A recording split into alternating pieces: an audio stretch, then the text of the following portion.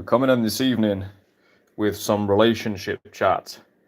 So that is what I'm here for today. I'm just going to send this through to my boys so I can get hopefully a couple of viewers in here. That would be very good. Just 1 second.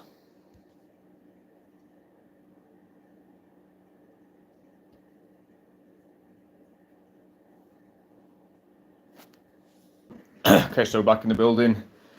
The lads have got the link. And this okay, so back in the building. The lads have got the link. And this evening we're going to be talking about relationships. My heater is down there on the floor because it's freezing here. Hopefully that doesn't provide too much interference. But yeah, relationships, an important, essential part of any man's life. Relationships with friends, relationships with family. But here we're obviously talking about relationships with the opposite sex, and why actually we need to think a little bit more maturely and a little bit more seriously about all of this stuff. I've been wanting to make this live for actually a little while now, probably about 10 days, and I've had some interesting conversations in the last few days, which I think are going to make this even more valuable. So, without further ado, I will start with a quotation from my favorite Colombian author, Gabriel Garcia Marquez.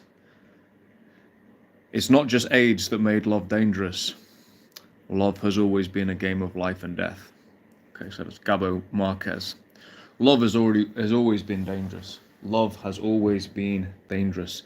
And that's not just romance, that's not just some romantic nonsense.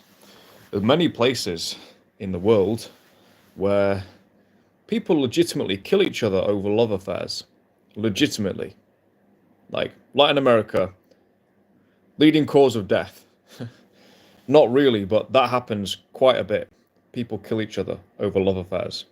Things of that nature. People kill themselves over love affairs, unfortunately. People's lives get completely wrecked over love affairs. This is reality.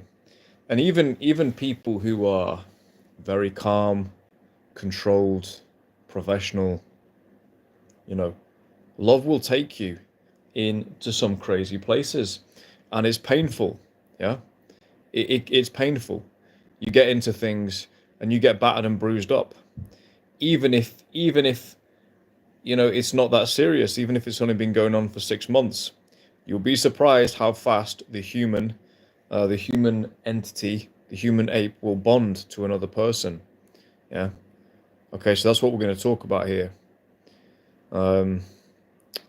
Hello Japan, hello Squidward, good to have you on the lives. Just so anyone knows in advance, if people make stupid comments, I will kick them out. Okay, my friends all know this who come on. So this is kind of like a serious topic, and most of these lives are quite serious anyway. We have some banter on them. So the first thing I want to do is just get into, let me just blowtorch the first thing that needs to be blowtorched, which is the situationship. I'm in a situationship. Obviously, it's a word that women came up with to justify why they basically go out with a guy who essentially uses them as a human sex doll, and gives them a few breadcrumbs here and there, and they call it a situationship. Okay, this is obviously stupid for women to do this, but it's also stupid for guys to be involved in it as well. So I'm not letting the guys off the hook here. Women can be delusional if they want. Guys should not get off the hook here either. So situationships just don't work. I don't even think, frankly, if you're over the age of about 21, 22, I don't even think really being a boyfriend is a very good idea. I think it's a slightly juvenile thing. A boyfriend is kind of training wheels, really. You're courting. Let's go back to the old ways. You're courting, meaning you're seeing if this person is good or not. Then you kind of make a play. You're going for an engagement, then a marriage. That's essentially what it is. And if you're only interested in the courting phase, well, then you get out quickly. So relationships and situationships are complete bullshit. They're a complete waste of everybody's time. And what happens? Basically, what happens is the women get attached to some guy who's shagging them. The guy likes the sex and likes the woman, but he doesn't like her enough to get engaged to her and to decide to plan a future with her. And that's just a brutal fact. And if you don't think that's true, it fucking is. That's how it works. Okay. This is, there's not really any women who watch this channel. It's not for them, but this is the reality they probably need to hear. They still make up stories about how that's not really the case for them, but it is the case. And maybe they take that anyway. And if they take that anyway, okay, fine, it's on them. But as this channel is for guys, really, I'm going to explain why you don't want to be in these types of ongoing kind of non-monogamous situationship kind of things with girls. You just don't want to be in them. You want to avoid them as much as possible. So yeah, I had a conversation with a friend, I think it was on Friday, and we just went back and forth on his situation, and it's actually similar to many situations I've had. I don't know how many friends I know we've had these exact discussions. So I'm just going to give you a very simple model for how you deal with basically how you run your personal life, what your filter is. Okay, and this is really useful. Okay, you see girl A, she's attractive, she's gorgeous, you go cold approach her. Hey, it's still good, she's still really cool. You go on a date with her. Okay, she's still cool, you sleep with her. Great. Then after you sleep with her, she's still cool, and you start to think about, okay, where's this going? And then when you think about the situation, you might look at, okay, well, this is great, this is fantastic, we're all full steam ahead. In which case, I would say continue to qualify her over a significant period of time. But you can proceed with girl A. Okay, girl B, all the same stuff going on. She's gorgeous, you talk to her, it's pretty good, it's good. You go out on the date, you sleep with her, but there's something there that makes you have doubts about whether this girl is marriage material for you. This does not mean she is a bad girl. In fact, she is a fantastic girl. She's what I call a 70% girl. She's a 70% girl. 70% is really good. It's like way above average marks. It means 70% of the stuff is perfect. The looks are probably there. Other things are probably there, but there are a few red flags. And they could be various things. I'll come back to these later in the video. And you go, or maybe she's just not what you really want. You don't want to spend the rest of your life with someone who you kind of want. You want it to be someone you really want. And so what do you do in that situation? Do you carry on? Well, she's good, she's hot, the sex is great. I don't want to give this up. I've been out cold approaching for five months, and I finally got this girl. It shouldn't be that long, by the way, but I finally got this girl. Brilliant. I don't want to just give up the sex now. Oh my God, this is too good. This is too addictive. So you carry on with it, don't you? Yeah. And 3 months pass, and then 6 months pass. Yeah. And I don't care what the girl says about it being casual or whatever. If you're having fairly regular sex with a girl and contact with her for 6 months, it's pathological if she doesn't get feelings for you. You know why? Because contraception is a very recent invention, right? Condoms and the pill are literally, they were invented basically, a heartbeat away in terms of our evolutionary past, right? Contraception and the pill. Their bodies, their physiology, their emotions have got no idea about these things. They are meaningless to the human animal, right? And so when they're getting shagged on a regular basis, essentially two things by the same guy, essentially there's a couple of things going on there. If she's shagging you every week or two for 6 months and she doesn't like you, she's got to ask questions of herself like, am I just an actual prostitute, right? So even if she's going to rationalize why she likes you anyway. But secondly, there's also a biological effect of pair bonding. Okay, that happens through sex. So it's going to happen.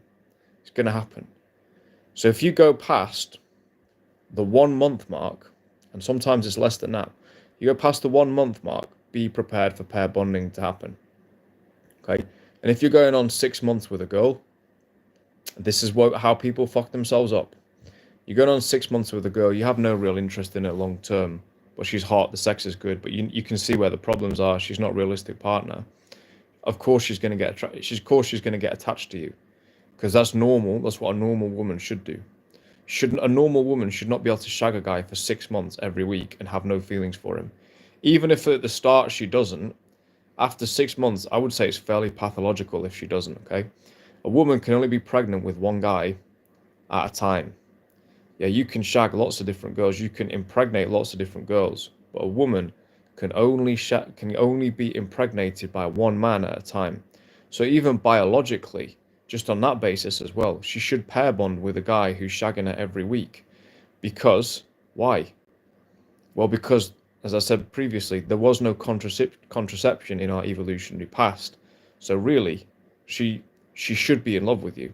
Yeah, from a kind of biological point of view, she should pair bond with you, because biologically she should be bearing your child. So I've said a lot there, but basically, if you're going on past a month, pair bonding is going to happen on some level. It's going to happen on some level. And this is the burden of that. This is actually the burden of sex for men. Because you go, what? I've got to go and get more. I've got to go and constantly get more girls all the time. This is going to happen, man. This is going to happen. Yeah, I said to my friend, like, you are going to break heart. Even if you limited it to a month, you're still going to break hearts. Some girls, it'll be one sexual episode.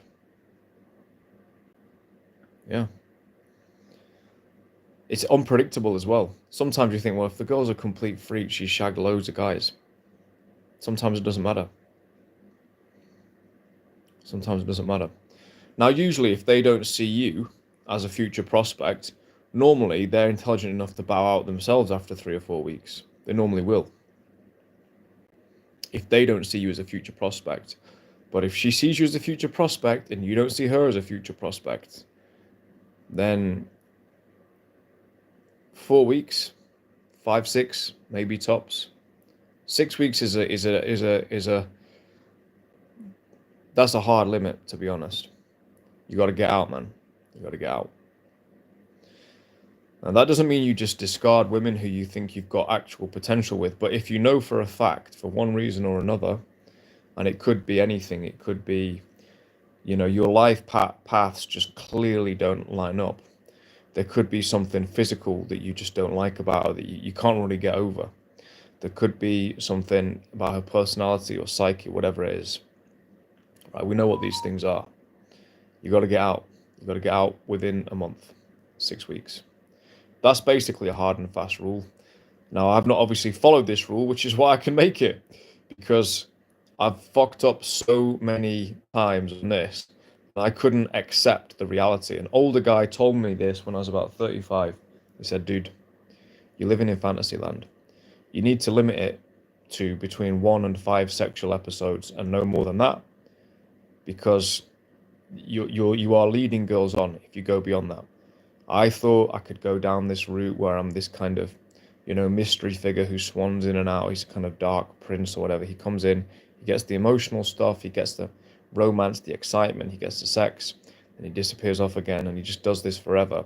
And this is some kind of a sustainable situation. That's what I have done, my modus operandi for many years. How many times has it caused problems for other people and for myself? Practically every single time, actually. Every single time. I think actually I saw that when I first started operating like that. I could not, there was a period of time where I was struggling to even get laid, dude. Struggling to even get laid. And so I kind of went down a route of well, if I can get somebody, I'm going to keep her around. And so I kind of play this mystery semi-lover boy, which is what I did. And I definitely was influenced by some of the internet culture of the time, which was all about harems and this type of thing. I was definitely influenced by that, okay? I didn't know any better. Obviously, the dating landscape has changed so dramatically over the decades that I think now a lot of guys just turn to the internet to try and figure out what the fuck is going on. Yeah, I couldn't figure it out. But once I did start to get some success, I wanted to keep that success going. I wanted to keep the girls around. And so I'd run these kind of harem things. I'd try and brainwash the girls a little bit into just like, oh, monogamy's bullshit. We all know the drill, right? Every guy's been on that. It's a self-serving drill. Um, so yeah, that's what I was doing. God, how long did I persist in that? Well, too fucking long. Too long. Yeah. You can upgrade it a little bit. You can do the closest thing I found, which is a more pleasant hybrid, is where you have a girlfriend and you do cold approach on the side. And so you're kind of still living that Lothario life, but you're actually being sexually monogamous. Um, that's a bit of a happy medium, I would say. So anyway, yeah, situationships are bullshit. Just fucking don't do them. It's stupid. Especially if you're older, you're more of a serious guy. You're past you. Maybe if you're young and you just want to fuck around and you want to cause some carnage, whatever, fine. But if you're past like 30 something, 32 or something like that, um, yeah. What will happen anyway? What will happen is you'll just run out of juice. You will just literally you'll get into too many situations which cause other women, which cause people pain, and that will cause you pain in turn. Because we're not people in my channel are not actual sociopaths. Like, if you're causing women pain, yeah, on a regular basis, eventually that's going to wind you down. It's going to grind you down. So at a certain point, you just won't have any more juice to carry it on. So yeah, that will just naturally come to an end, unless you're an actual sociopath. You just literally don't have any concern for anyone other than yourself. Eventually, that'll just start to grind you down a little bit, and so yeah, eventually guys will tend to kind of go into one or two camps. They'll either just be a kind of genuine player for life, or they'll just tend to settle with like a decent relationship. It's going to be one of the two. It's pretty difficult to. I mean, yeah. I say this as someone who's still like, I'm still trying to learn this lesson now, to be honest, because I've been doing it for so long on default. And occasionally there's someone who gets to do that the month defense shield. Someone who gets through. I'm like, shit, should I have let you through? I don't know. Yeah, pain is a given. Pain is a given. Don't get involved in relationships unless you've got some reasonable expectation there could be some pain involved at some point. It's a given. So don't shy away from that. And it's a bad type of pain as well. It's a bad type of pain. Really very unpleasant type of pain, because you hurt for yourself and then you hurt for the other person as well. If you're a sensitive soul, it's going to hit you. It's going to hit you double. Yeah, you don't need to just man up, so to speak, on the front end with relationships and approach and everything. We think about the front ends. That's child's play, man. That's easy. And that's the easy part, believe it or not. You don't just need to man up on the front end. You mostly need to be manning up in the relationship itself and on the back end, which means if you need to end it, you need to fucking end it. If you're sure you need to end it, you need to end it. Yeah, I think this is something like, obviously it's not gonna sell to people, but yeah, I wonder if there's a breakup product out there. Maybe I should make one, a breakup product for men, because yeah, how the fuck do you do it? We all want to not experience the pain. We want to be the good guy. We don't want to leave the girl. The reality is, you're not being a good guy if you're keeping her around, and you've got no intention of breaking off, of staying with her. You're not being a good guy. So yeah, that's the part. It's seriously neglected in the manosphere. I mean, yeah, seriously neglected. There is some good front end content about, a lot of shit stuff, obviously, but there is some good front end stuff about. The back end is seriously neglected. It's very painful for guys, and they don't even know what to do. One of the worst things you can do is stay with the girl or get back with the girl out of guilt, which happens. You feel bad, the girl feels bad, you go back with her. I've done that. Lots of guys have done that. Just makes things worse in the end. Some guys even get fucking married out of guilt. Yeah. I have a friend, he got married twice out of guilt. Said he felt guilty about the women. He felt he'd led them on, he felt pressured into marriage, and he married them. Yeah, so men, we can be our innate mechanism to protect women. This can be hijacked here. It can be hijacked. It really can. And I think women actually, in many cases, they don't mind that either. If they like you as a guy, they don't give a fuck about you. They don't really care if they're a 70% girl. They want you anyway, right? They want you anyway. If you're the best deal for them, and they see themselves with you, they want you anyway, you know? Yeah, they're not going to break it off. You're going to have to be the one who's going to have to fucking do it. So yeah, back end. And this actually takes this takes a bit of guts, you know, you just got to man up. Just take the pain, take the battering, mentally. I've often found, like, myself, most of the time when things happen, I feel like to myself, I can take it. Whatever the scenario is, I can take it. But I find it painful to watch other people suffering actually more than myself suffering a lot of the time. So I'll be in more pain if I've upset the girl than if a girl leaves me. I'll just be like, I'll feel it, you know, for half an hour, maybe a day or two. But then, you know, whatever.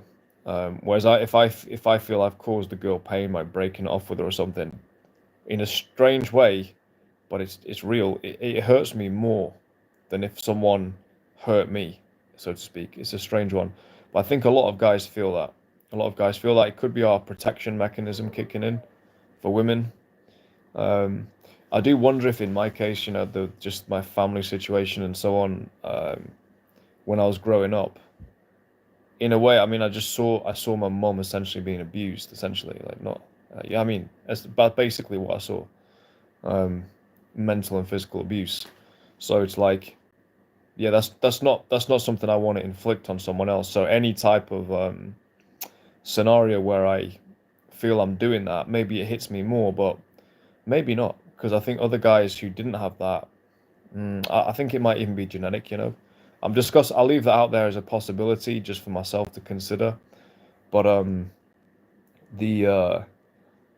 think other guys feel the same way. And I know guys who've had great families. I know, like, pretty much for a fact, and they've had similar, like, feelings of guilt when they're going to leave the girl and stuff like that. So, yeah, I think there's some stuff that can be somewhat universal.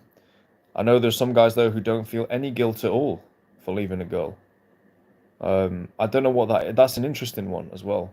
I've had mates who just can't even comprehend my mindset. Yeah, usually not the most conscientious type of guys, if I'm being honest. So they're just like, they don't really get it. Yeah. Anyway, yeah, I'm interested to know if anyone has any comments on that. What do you feel? I'm genuinely interested. What do you feel when you're breaking up with a girl? Do you feel guilt? Have you had this type of experience before? Is it something that you can relate to? Yeah, it's interesting. So is this like an extension of Christianity where you feel you're supposed to protect the weak and stuff? You know what's fucking weird is when a girl is, like, in a good situation in life, I don't really feel guilty for breaking up with her. If the girl is in more of a hard spot in her life, I feel more guilty. Which means, again, is it this Christian thing of, like, I should care for the weak, which is, it's not what a relationship is supposed to be about, right? But that's just something in my head. So I've put out through a few possibilities there. Yeah. I would say, though, in all those cases, just to bring it back around to a kind of final summary, if you know it's not going to work, you got to take the heat, just take the girl cursing you out, break it off, and also don't want to be the good guy. This is something I did eventually learn: is don't try and be the good guy here, break it off, leave the girl, and just leave her to heal. She's gonna hate you anyway, so just leave her to heal, just leave her. Just let her start her process of healing, and that's fine. Just leave it at that.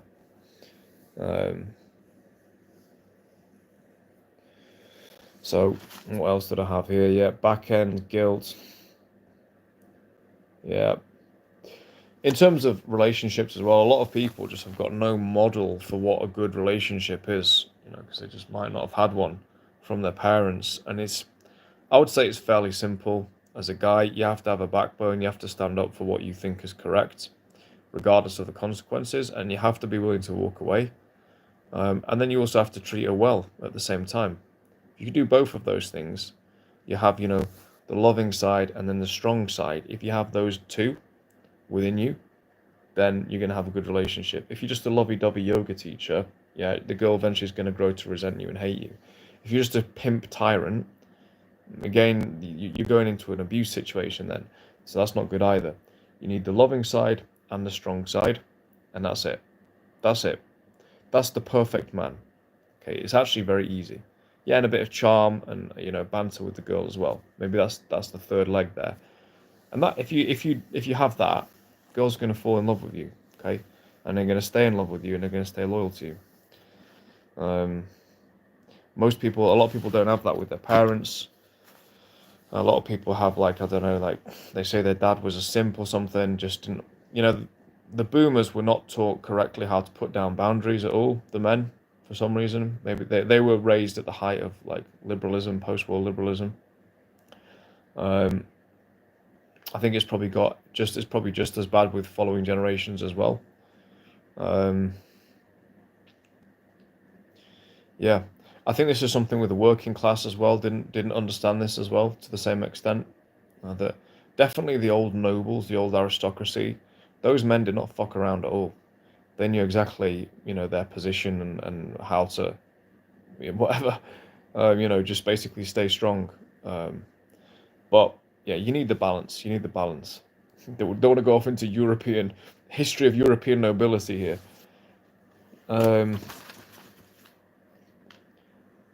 And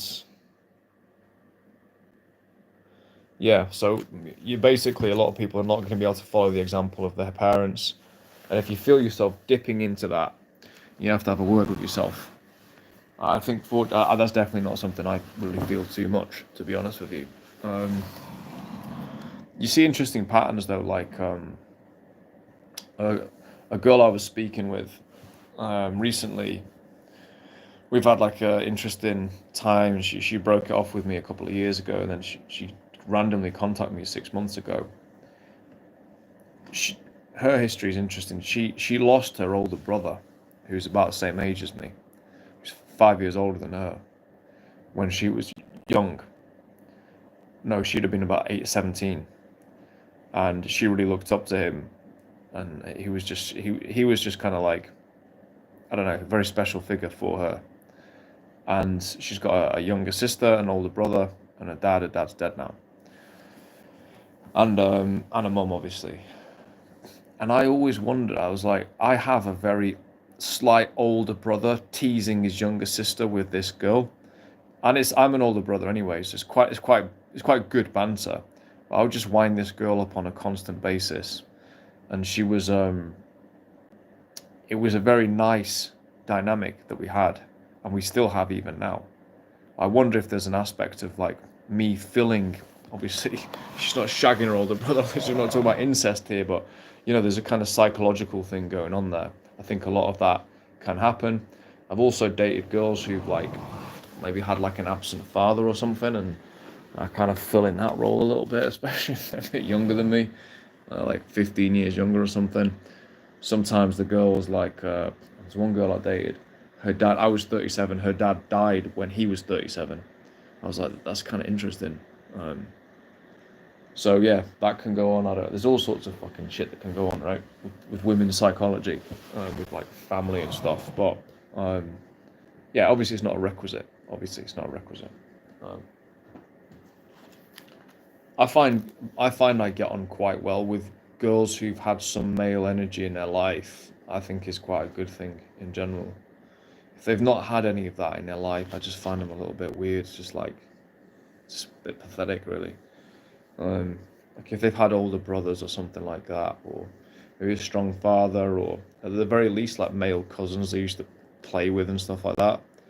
Um, yeah, there's some very hot tomboys around, to be honest, like really fucking hot. So they can be really good girls because often they weren't the fit girl in school, even though they probably were, but they thought they were like a tomboy, and then they get really fit when they leave school. So they've got the psychology of a tomboy and like the body of a super babe. It's a really cool combination. Yeah, they're probably my favorite girls, to be honest. Um, yeah, girl who wants to be like in like a girl who's just very very mentally, I don't know, just trivial, or just girly stuff. It can irritate me a little bit, to be honest. um, yeah. For example, there's a girl I met in Serbia last year. There's always like something about these girls, like um, there was the Russian influencer who she was an athlete. There was a Bosnian singer, and then there was the Albanian policewoman as well. She's my favorite as well. But it's just like she's like she likes shooting and she's fucking good at shooting. She's really slim and petite and sexy, but she's fucking good at shooting. I find that like I find that interesting to be around because it's like okay, cool, go shooting. I remember the girl I used to date. She was I met her at dance. She's from the Dutch Antilles, a little known island in the Dutch Antilles. She's Dutch Caribbean, and she'd always done sport and stuff like that. She was real sporty. She's a real good runner, and she had like a quite a strict dad, and she told me some funny stuff about when she was young. Her dad sounds like a bit of a rogue, like he just built his own house on the island, like he literally just built it himself, and then like drew stuff. He like had it very obviously artistic. He like painted it and then drew on the inside of it. It's like, I mean, that's one way to get around the mortgage, innit? Just literally build your own fucking house, which is what he did. Um, so yeah, she'd been around like very strong male energy. She was obviously a bit of a sporty girl, a tom girl, but she was an amazing dancer, amazing, and she obviously still womanly as well. But I remember going on a date with her, and we were we were walking past this kind of, it's basically an abandoned building that I'd found like around my area. I'd found this abandoned building which had occasionally for just not on a regular basis, but just maybe every now and then, I'd walk past it at night and I'd just go and check it out and just have a bit of an explore around. Remind me of being a little kid again. But it was a massive building. Like it was an old, like university building or something, but it's completely abandoned. It's really cool. And then they started to like, it was more locked up. So then I said to this girl, I said, oh yeah, I used to go and walk around. Now I was like, we could go check it out. I was like, oh yeah, but they padlocked it all up now. I was like, and I think I said aloud or something like, yeah, we could just climb it. And she was already like getting ready to go up. Like she was like, let's go, let's do it straight away. I mean, she was such a little tomboy, this girl. She climbed over. I gave her like I lifted her over and stuff, and then we went around. Um, yeah, I showed her like some boxing and stuff like that. She was just a cool girl.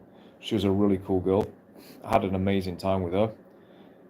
Um, and yeah, we were both on a rebound, basically, that relationship. She was on a rebound from a guy, and I was on a big rebound from a 2 year relationship. And it kind of ended after about 4 months or something when basically that guy came back. And I was like, okay, well, I think they're still together now, to be honest with you. I don't know what happened, but yeah. Um, but anyway, that was just a side point. Uh,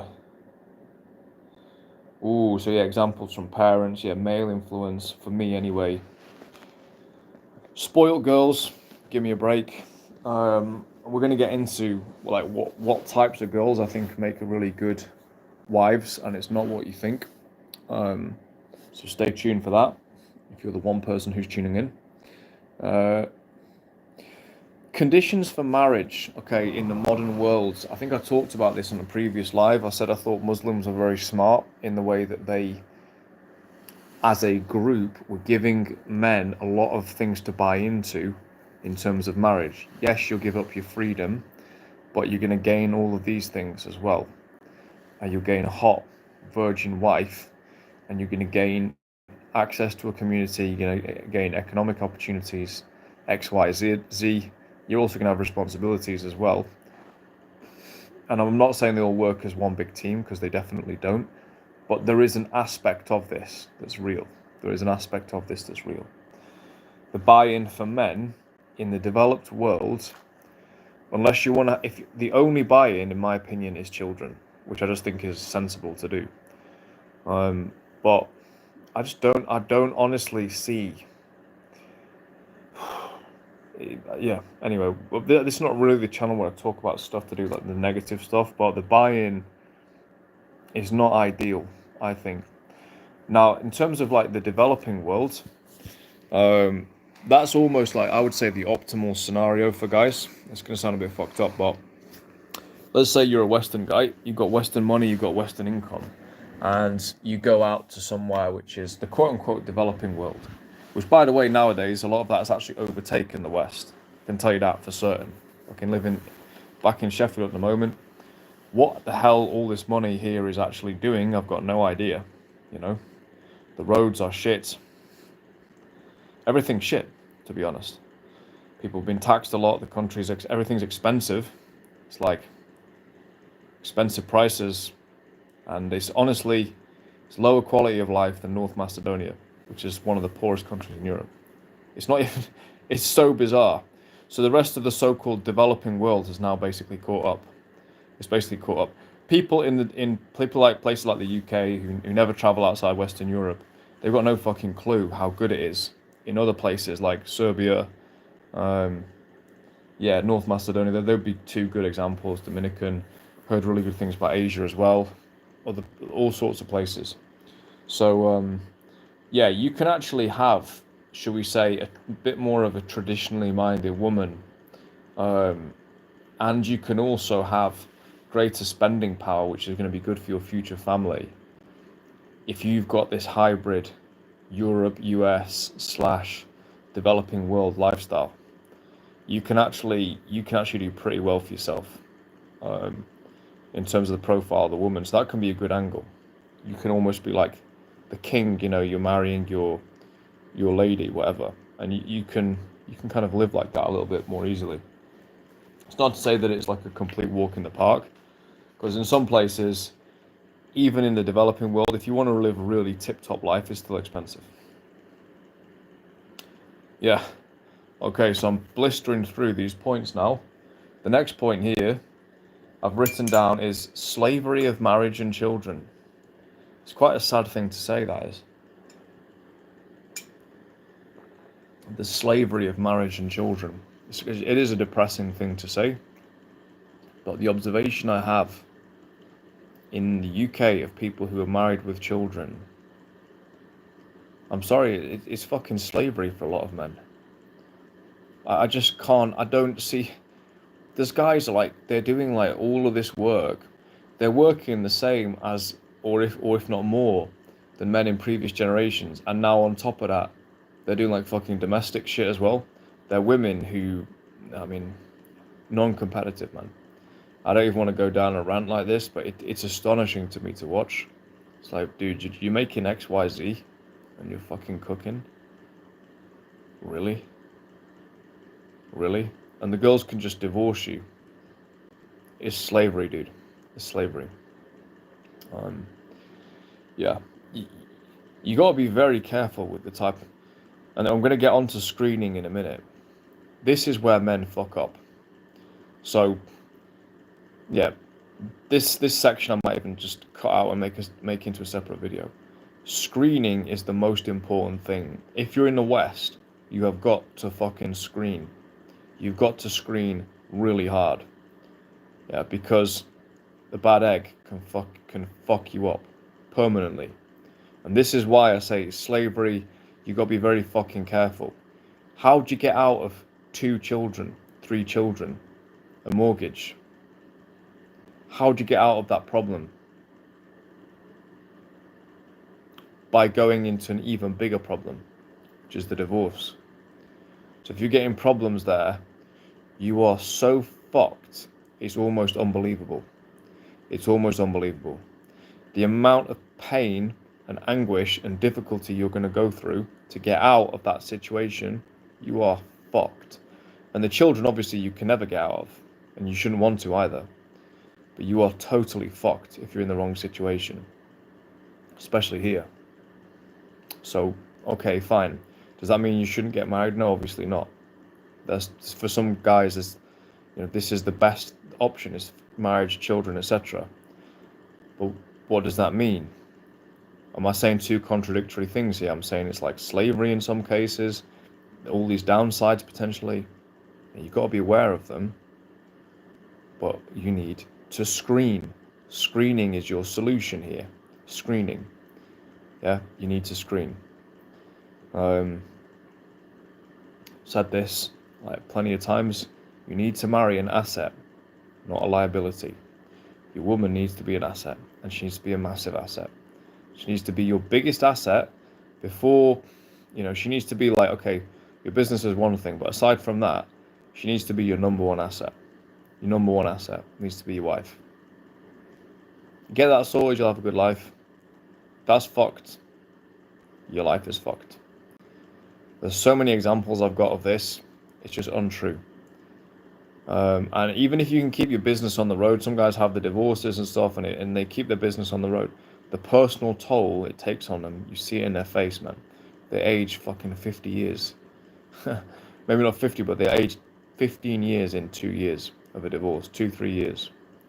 It's savage, dude. It's savage.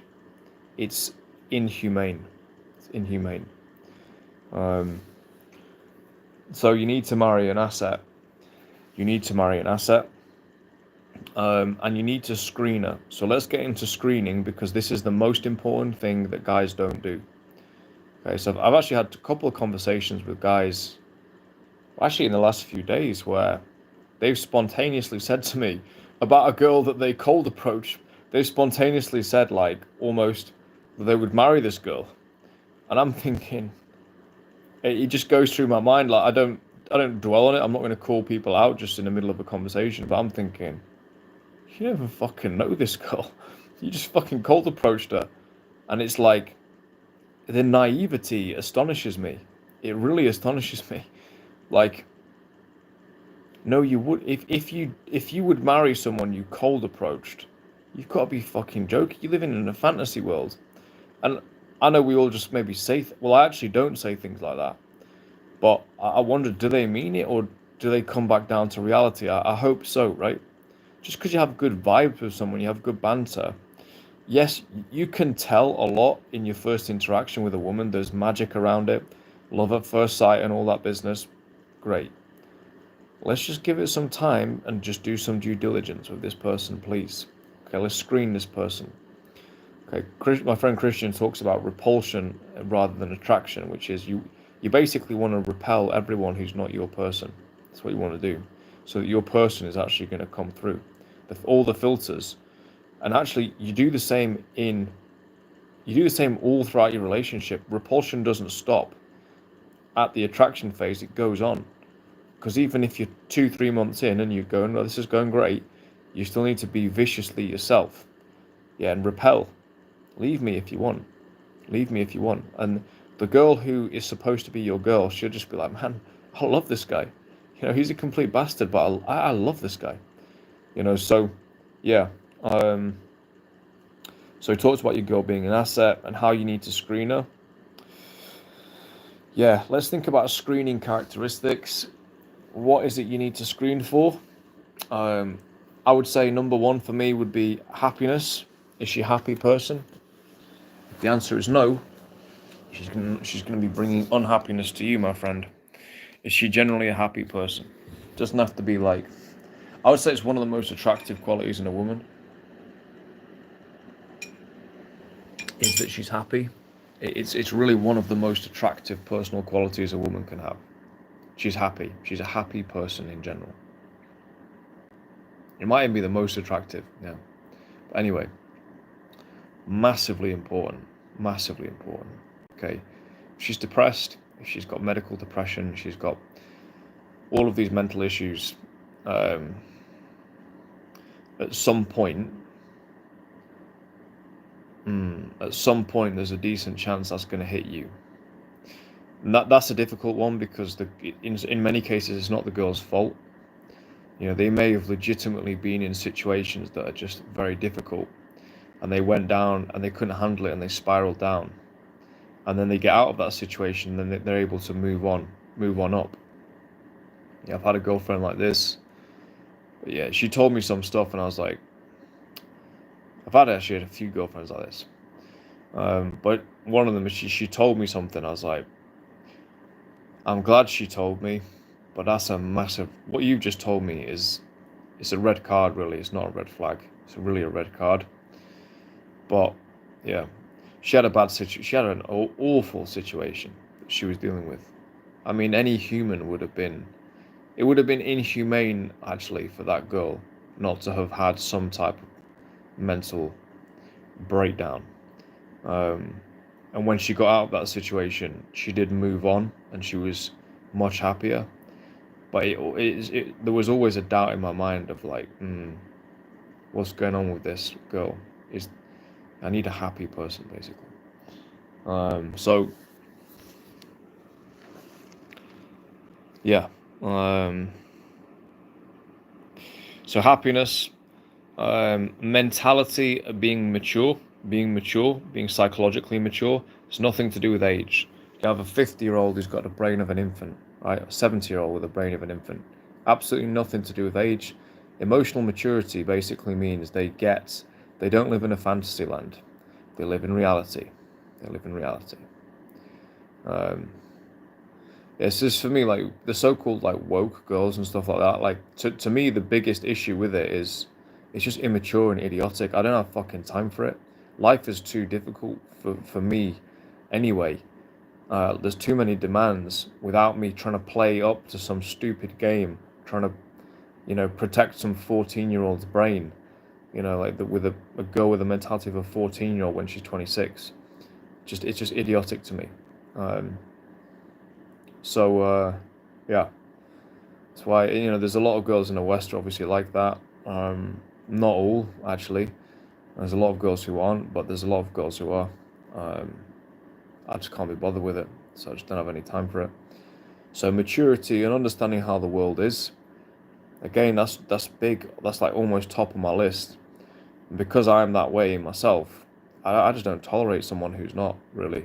I have a little bit in the past because the girls were just like hot and I was younger and things like that, but now I don't have fucking time.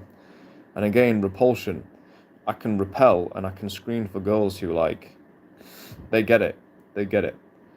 So that's, yeah, on a kind of ideological. I don't think there's any guys really who like the woke types of girls, but this is not about being liberal or conservative or right or left or whatever, commie or fascist, whatever. This is really just on a basic maturity level. I see the woke stuff as just immature more than anything else. But I think there is something even beyond that, which is like ideology. It seems to have got a lot more important in recent years. So I do think, obviously because of the internet, polarization and so on, but I do think now, like, do you want to be with, if you're a liberal guy, would you want to be with like a right-wing girl? If you're a right-wing guy, would you want to be with a girl who was politically the opposite to you? I don't know. I think ideally you want to be quite normal. You probably want to be with a girl who kind of stays away from that. It's not really bothered. Just wants to live her life like a normal person. I think that's probably what most guys are looking for. But yeah, some type of this is some type of being on the same page. I think or generally on the same page is good, and certainly that you shouldn't be something you should ever fight over really as a couple. I mean, that just to me is yeah. I mean, actually, when I think about it, I've had a couple of girlfriends actually they're all English as well. All the English girls were a little bit libtardish when I think about it, to be honest. Yeah. I think Jordan Peterson said that the biggest correlation between having like some of these values was being a woman. It's like the biggest correlation, or being a man who has like psychological profile of a woman, which is interesting. I'm trying to think if I've been with an English girl who wasn't that way inclined. Yeah, I have, to be fair. I've had this discussion with a girl I dated, a Colombian professor, and I said that I thought the left, basically, this is not a politics channel at all, but they'd hijacked the female propensity towards caring for the weak, and they kind of hijacked this. And so instead of caring for their own children, they're sort of caring for bullshit causes in society, which just don't make any fucking sense. I think there's actually a lot of truth in that. I think it's like somewhat biological. But anyway, but you want to have the same ideology, basically. You don't want to be, it's all right saying you want to challenge. No, you don't. Not on this, you don't. You really fucking don't. Yeah, that should be actually, that's actually a really important one, to be honest. It's a really important one. You need to be close enough. Like, you need to be close enough. You don't have to fucking agree on, I don't know, every policy. What's your country's policy, with regard to the security of the Baltic states? I mean, you don't need to be on the same page of everything, but just some basic stuff, right? You need to be on the same page, for sure. Again, that's why I get on with Russian girls. I don't even fancy them, I just like them, I get on with them. I go on with African girls, I get on with most Latinas. I'm on the same page as them. I'm not on the same page as Brazilians, which is why I probably would never date a Brazilian, to be honest. I have different worldview to them. Doesn't mean they're not fucking hot, because some of them can be. Yeah, Brazil's a big place though. There's a lot of different types. I've only been to the like coastal regions. Salvador de Bahia, where I lived, is basically like, I didn't realize this when I went. It's basically communist. I didn't realize this when I went. It's basically fucking communist. So yeah, obviously did not find the girl of my dreams there. The more, should we say, bit more traditional, normal types of places would be, I think like Florianopolis down there is wealthy. Sao Paulo, you got everything. I think as you start to go inland, I think they probably become fairly apolitical at that point, I would imagine. So yeah, screening. So yeah, ideology. I've gone on a bit of a tangent there, but ideology, it's important. It's important. Worldview. Then things like, what about how to raise children if you go down that route? You need to discuss this in advance, my friend. Yes, you do. You need to discuss this in advance. How are you going to raise children? Are you going to be strict? Or are you gonna give them all this, like, what are you going to do with them when they're kids? They're going to get pocket money? They're not. They're going to have to do chores? They're not. How is bad behavior going to be dealt with? What is going to constitute good behavior? This is serious stuff. You need to have an hour-long plan with your girl. No one does this, which is why you have idiotic parenting situations, where the mum has one position, dad has another position, and it's idiotic, and it's stupid. They undermine each other. Children play off it. Yeah. Just because you can get your kids to grow up effectively does not mean you're a good parent. Yeah, because it's like things would be a lot smoother. I've seen like families who do this as well, where the parents basically have a very similar position on all important stuff. There may be a few little things where dad gives us an extra orange juice or something or whatever, but minor things. If it's something major that needs to be lined up well in advance, you don't just assume you'll agree, because you won't. And then you're going to end up fighting with your wife over how to deal with the kids. Yeah. You want to present a unified front. You don't want good cop, bad cop with the parents, right? That's not what you want. You want to present a unified front. So how are your kids going to be raised? What are your life plans? Do you have compatible life plans? What do you want to do with your life? What does she want to do? Could those two things coincide? Could they work well together?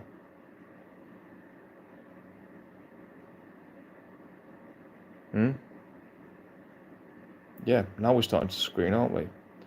Oh, she wants to be a high-powered lawyer. Where? London.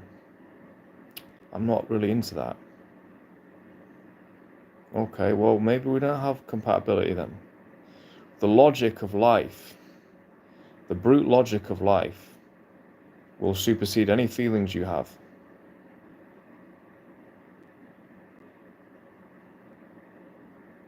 I know this well. Yeah, my work and career has taken me to many different countries. Emotion doesn't come into it, my friend. Well, I mean it does, but eventually it'll get broken. I think I've had multiple long-term relationships when I've been in different countries. I've done it multiple times. They break eventually. They break. And then additionally, I think in both cases, there was two that I'm thinking of. We didn't really have compatible life situations and positions. So that's another one. So you're starting to see how fucking much you need to screen here. You need to screen. Worldview, yeah, religious, maturity. You also need to ask yourself, how mature are you? It's another thing as well. Before you go down the aisle, if you're honest, ask your 5 best mates. Yeah, they might give you some interesting feedback. I've done things like this in the past where I've asked people, I've written down 5 questions and said, just tell me the truth about this. And they've given me the truth on it. And actually was quite good. I think I wrote quite tactical questions. Yeah, but sometimes people give you a negative. So yeah, what's your maturity level like? And just be honest about that as well. Be honest about it. You might need to mature a bit more yourself at this point. So, yeah, screening is super important. Guys who think they're going to marry a girl after one date, I mean, the level of immaturity that is showing it's really childlike. It really is. That's like fucking 12-year-old level. Like, you should not be thinking about, like, you really shouldn't be thinking about that the first meeting with a girl. You should just be thinking maybe of the magic, sure, but you've got more screening to do, my friend. You've got a lot more. You've got like a 6 to 12 month screening process to go on. And your filter, unfortunately, you're better off being a little bit cynical on this. Because if not, you're liable to fall prey to fantasy thinking. It's better to be a little bit cynical on the screening. Not too much, because you don't want to kill something that could be really great, but just a little bit cynical with it. You know, just think, actually, I know the girl is great, but hey, is she this innocent girl? Well, she's 30. She probably ain't that innocent, brother. If she's 30 years old, it'd be pretty difficult to maintain your innocence that long. Is she emotionally mature? Yeah. So there's lots of screening that needs to go on. And then one of the things I think is hard for guys is when they're not getting much sex, they've not had sex for a long time, they're not getting much affection.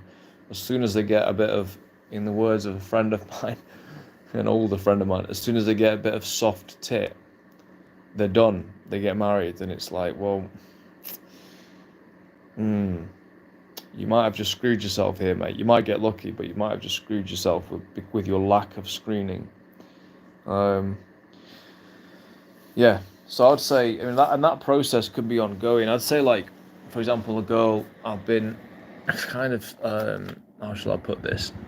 I was dating when I was in her country, and now I'm no longer dating. But I have communication with her. It's not a situationship. We just have a communication. But she was vetted. I would say she was fully vetted during that year I was living in her country. And I was also vetting tons of other girls as well. Probably a couple a week, to be honest. Probably see her, then have at least one date if not 2, every week over a 6-month period. So I'm vetting all these girls. And the one I like, she's coming out on top every single time, by miles. So, yeah, there was a vetting process. And I didn't feel that I was in sexual poverty. I knew these other girls I could have if I wanted them, or I could whatever. But So no, 1-0, 2-0, 3-0, 8-0, 15-0, 26-0. She doesn't know this. It doesn't matter. It doesn't matter because I'm definitely getting screened against other guys as well. You know, maybe not as aggressively, but yeah, that's definitely happening for sure. So yeah, screening boys, repelling the girl through being viciously yourself. Yeah, not jumping the gun as well. Like just spending, you know, if you think there's something real, then by all means continue on. But that doesn't mean you jump the gun. If you know there's nothing real and it's just sex, just you need to bounce in 4 to 6 weeks. 6 weeks is a hard maximum. That's me giving you that extra 2 weeks of pleasure. You do not go beyond 6 weeks. You'll fuck yourself up. You'll fuck yourself up.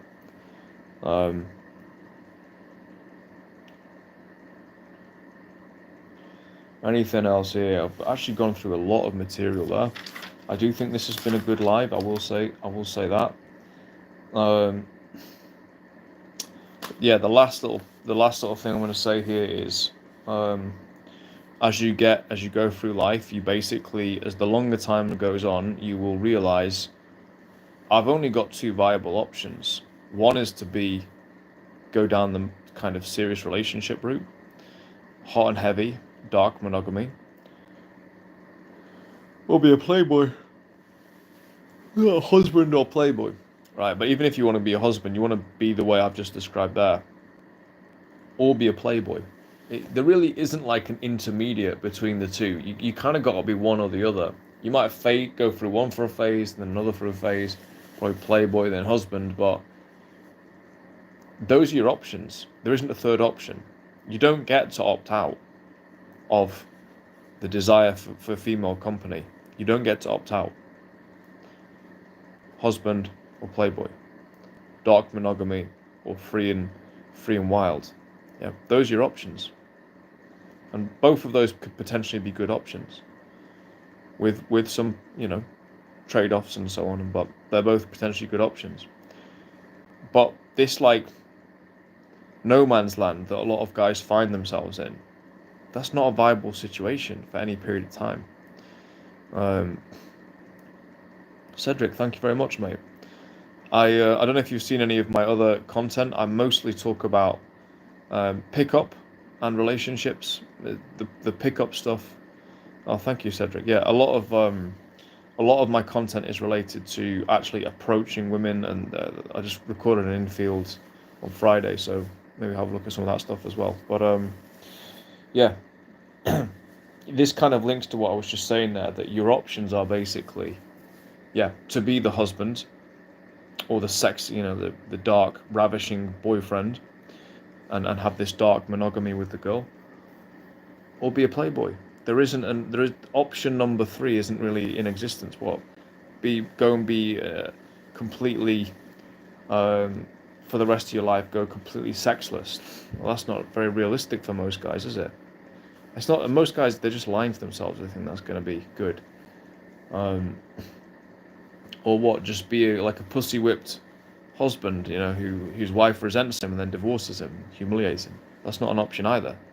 So you've got to be solid either way. And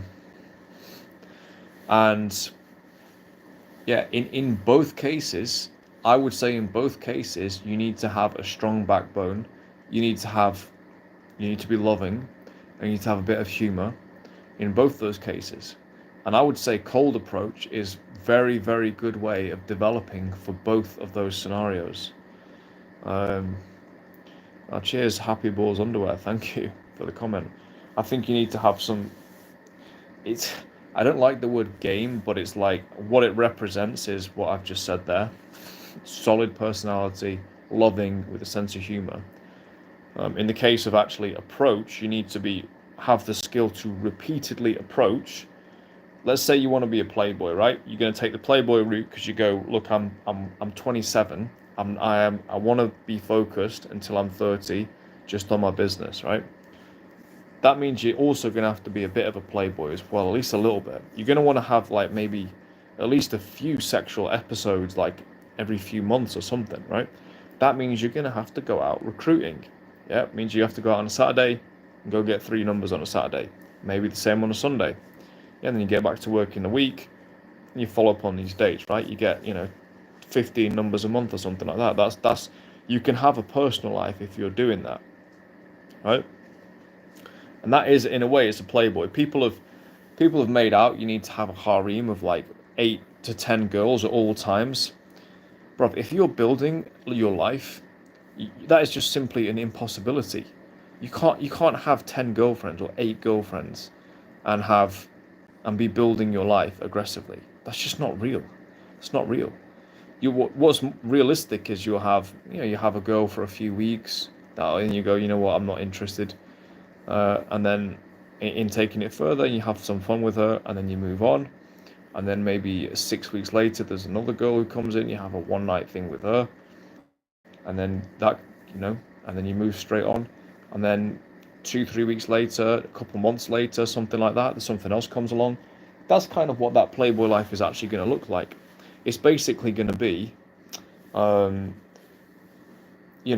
have a constant harem all the time. You're going to have to do some manipulative stuff, which is, I know this because I've done it, which is you kind of keep the girl around, you give her some emotional stuff, you give her the good sex, you give her the emotional stuff as well a little bit, and then you're in and out like this dark kind of whatever, what do they call it, dark triad type shit. And then yeah, you can have a harem of like 4 girls or something, but I personally, like, the more time has gone on, the more I've focused on work. I just don't have the time for that. I just don't have the time for it. Yeah, and even like if if you're seeing someone and it's kind of like, or you're doing this stupid situationship stuff, and you bring other girls in, yeah, you're better off, I think, just building your cold approach skills, getting your approach skills really solid. Then you can just make your choice. And you've got real optionality.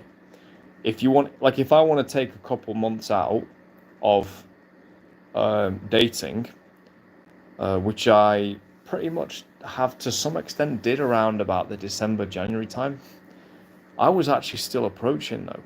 So I took the time out of dating. I took, even actually, I'd say arguably for a lot of this winter, it's kind of not really bothered. But I was still going out and doing my approach. I'd go out, do 5, 6, 7, 8, 10 approaches on a Saturday, maybe the same on a Sunday. You think, why would you do that? Well, it doesn't take that long.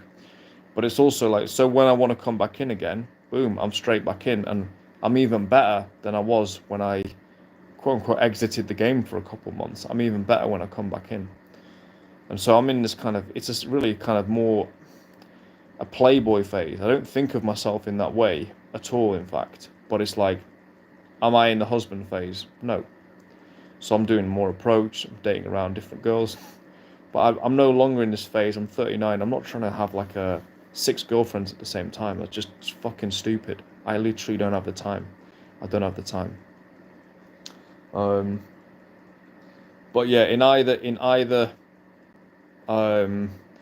scenario, if you want the freedom and you want the best option of your girl and your future wife, or you just want to have decent amount of fun whilst building the rest of your life up, you need to be good at approach. You need to be able to relate to women. You need to be able to have the balls and go over to them in all sorts of situations.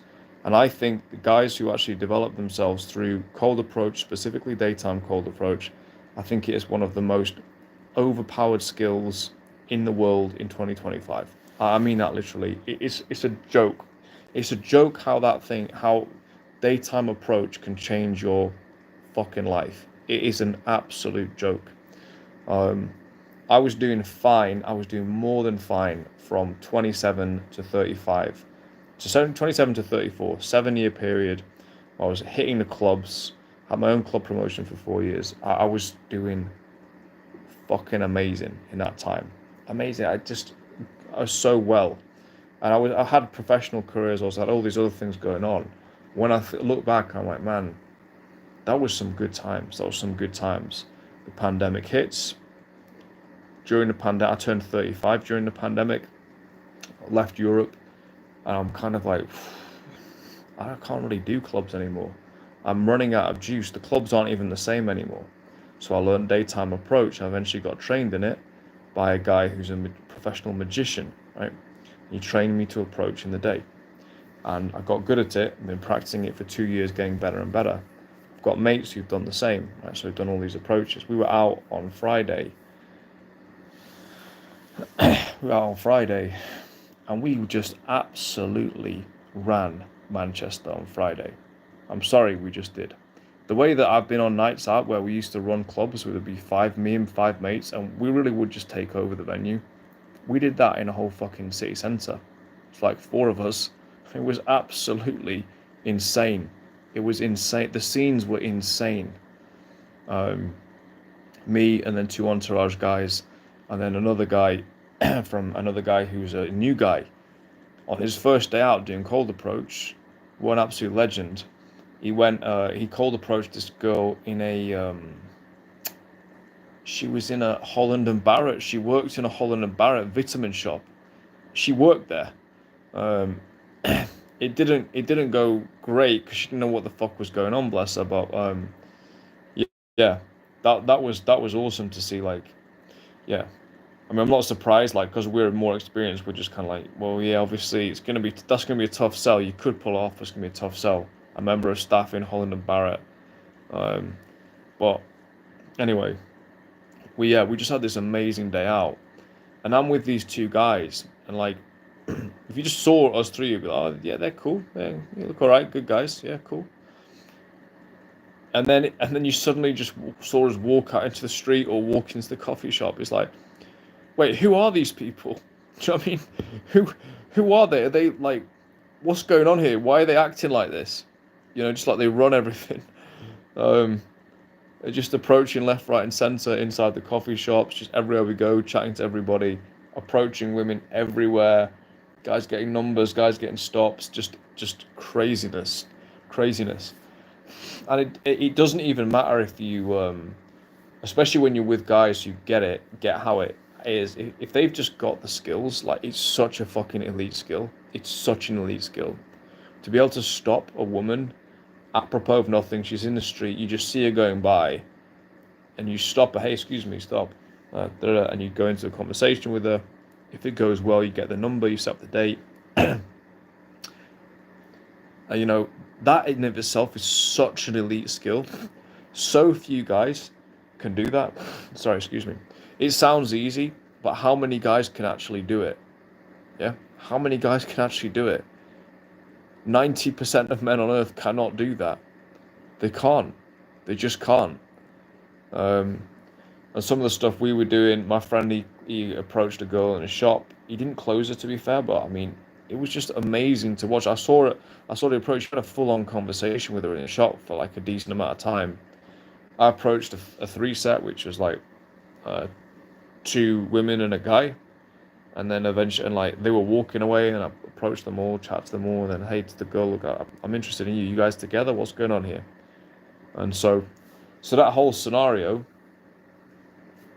I couldn't have done that. Could I have done that 2 years ago before I got my training? No fucking way. No way. So yeah, I just think it's such an elite skill, and it builds such a level of confidence that, you know, you just know that whatever happens with your personal life, you can always generate like more leads. That doesn't mean you throw away existing girls, obviously, but like, even if you have got a girlfriend, you can still go out, and this is what I recommend people do, honestly, is still do your approaches, still do at least 3 a week. You know, keep yourself knowing that you've got it, you've still got it. Your girl doesn't need to know, and she'll be grateful for it, because you'll show up to her like an animal. You'll show up to her like an animal.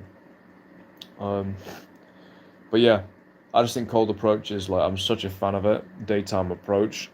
When you get a few guys in the city who are all absolutely amazing at it, I really do think my guys in Manchester, they're just completely normal guys. Like, we're all cool, we're all pretty smart, pretty open-minded guys, but we fucking get after it when it comes to approach. I mean, it's just mayhem, dude. it's got to be seen to be believed. Actually, it's got to be seen to be believed what's going down. And I know the other guys are like that. It was kind of like that in Barca as well. It was, and we're just getting started. We're just getting started. It's such an elite skill. I think it's one of the most valuable skills you can literally learn, because you can have all the cash, you can have all the muscles, you can have all the looks, but if you don't know how, you see the beautiful girl coming down the street and you don't know what the fuck to do, and deep in your soul you're just scared, what's the point in having all that money and all that looks and all that cash if you can't even, it's like you can't even get the one thing you probably really want, you know? So yeah, cold approach skill is massive. It's massive.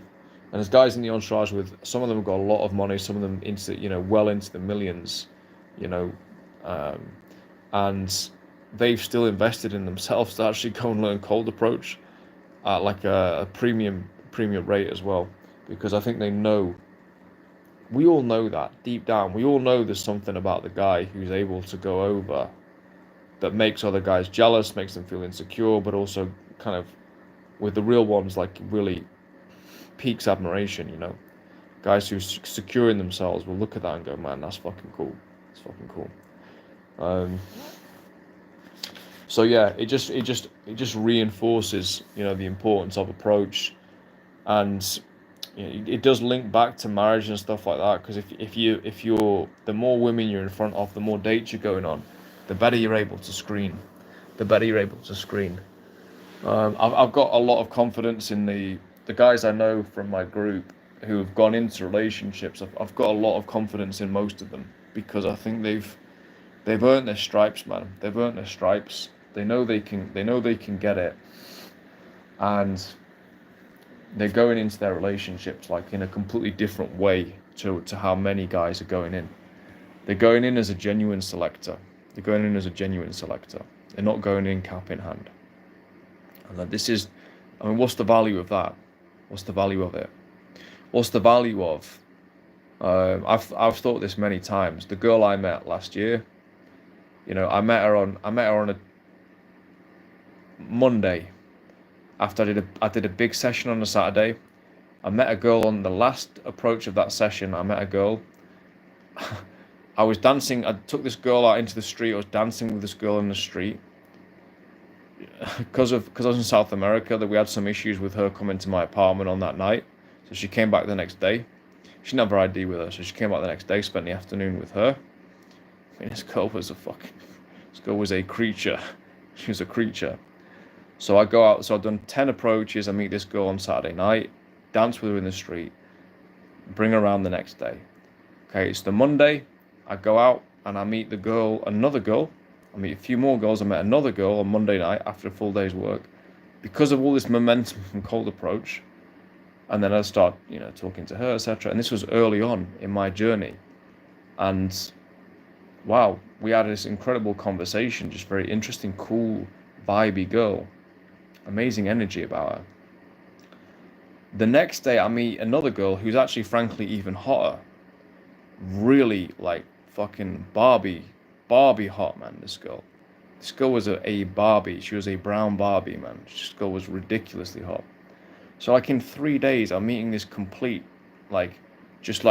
procession of ass, basically.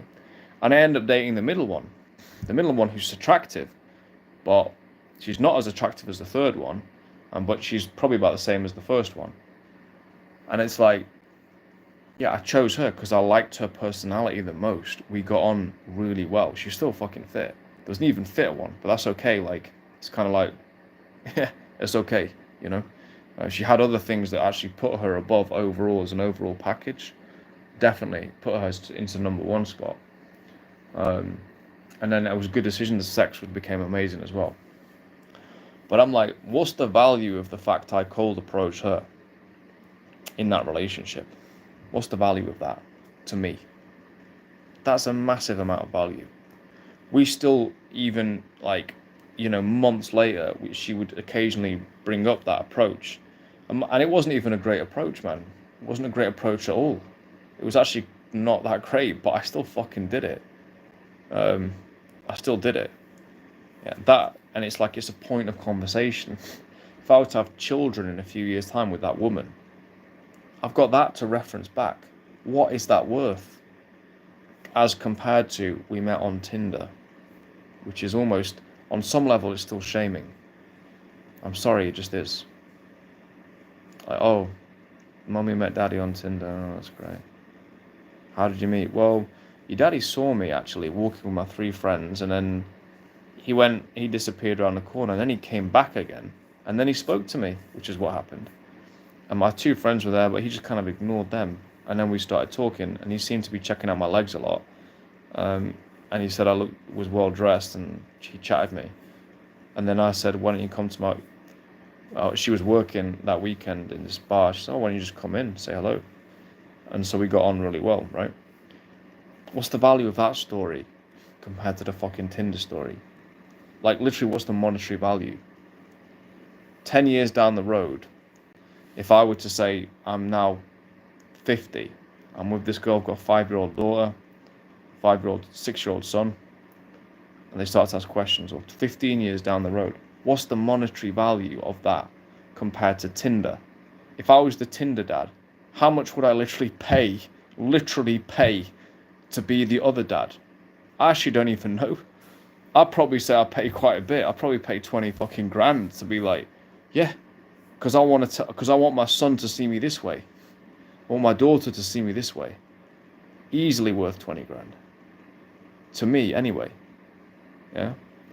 Or whatever, there's different ways. Or you can go about it the other way. You can just go, right, I'm going to batter this on my own. I watch Josefsky's content. I'm going to do it all on my own.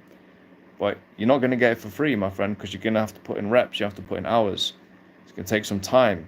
You have to iterate, So, yeah, whatever. But, what is that value? I don't even know. It's almost difficult to quantify, actually. It's almost a bit insulting to even give it a monetary value.